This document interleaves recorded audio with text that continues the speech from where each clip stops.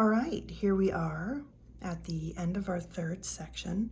So we have our first section of plain weave, our second section of vertical stripes, and then our third section of our contrast block with solid plain weave on either side. And now we're going to move into our fourth section. And I've got some good news for you. You already know how to do this section because we're going to repeat now what we did down here, but we're going to repeat it with our color B and our color C, which is the one color that we haven't used yet. So what you're going to want are you'll need 2 tapestry needles and your snips and your loom and your beater. Now's a good time to just check and make sure that your shed didn't come undone or get messed up while you were working down here in these smaller, tighter sections. Since we'll be weaving across the full width of the tapestry again, we'll want to be able to take advantage of that shed. So I'm going to want 2 arms lengths of my color B.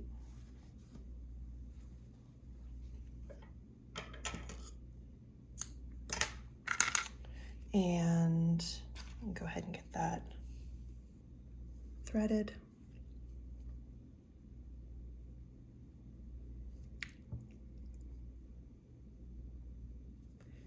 And 2 arms length of my color C.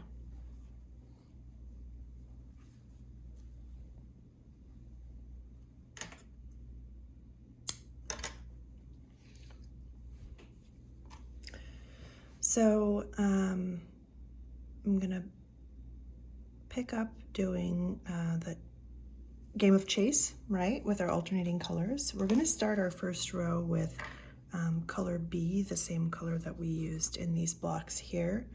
And it's really important at this point to take the time to check that your 3 sections line up in terms of your plain weave. So what I mean by that is this end starts with an over, and I see over, under, over, under, over, under, over.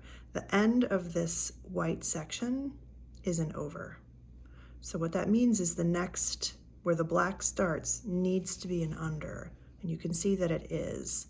See, that last row starts by wrapping around the back of that warp thread, right? And then my plain weave continues over, under, over, under, over, under, all the way over here, and the black ends on an over.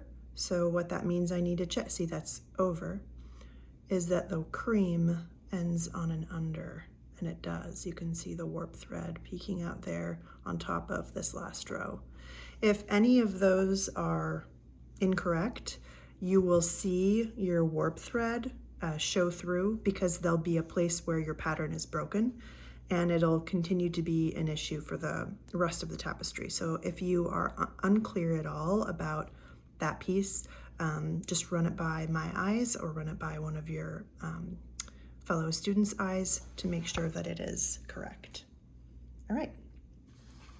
So let's see, I need to start with an over on this side. And so I'm gonna go ahead and get that going. And this first row might feel a little awkward because, you know, you've had these, what are now kind of 3 separate sections that you've woven that you're connecting back up with this row. So if it feels a little weird, that's just how it feels. All right, continue across. And actually, if you weren't sure what I meant by that, you can see how it's kind of like gappy there. After you get a few more rows woven, that'll close up and it'll be a little more cooperative. All right, pulling that across, making sure to do my bubbling, and then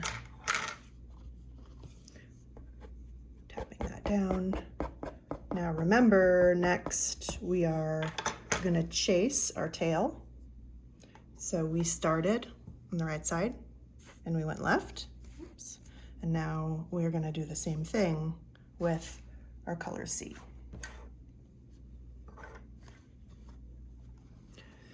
So starting from the same side, but I started with an over there, so I'm starting with an under.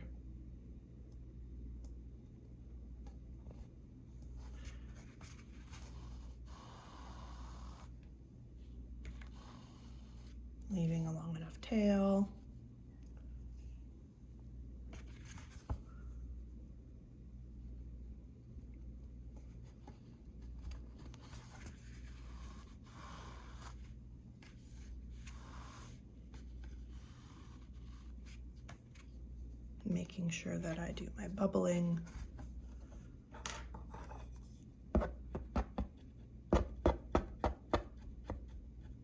And now remember, it's been a little while since you did this, but you need to make sure that you, as you're going to continue over now with your color B, that you capture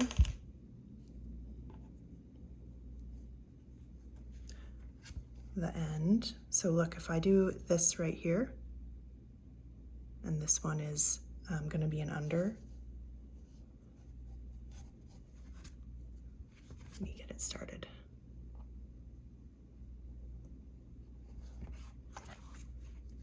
Let's see whether or not I've captured it. Look, no, I didn't. See how it's oh, you can't really see that. There you go.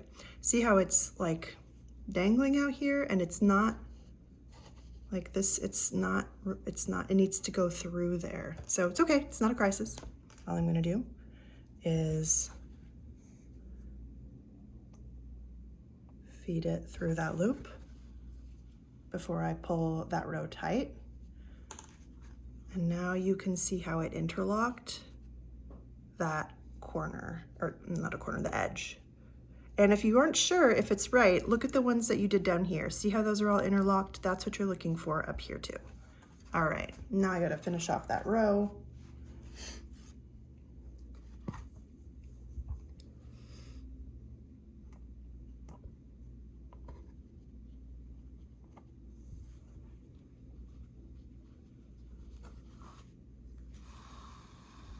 Making sure I don't pull too tight as I go.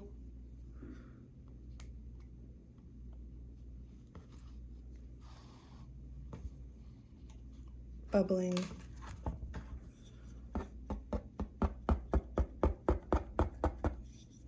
Okay, so you can see I'm well on my way to have, now I'm creating a mirror image of the pattern that I had down here with my color B and my color C.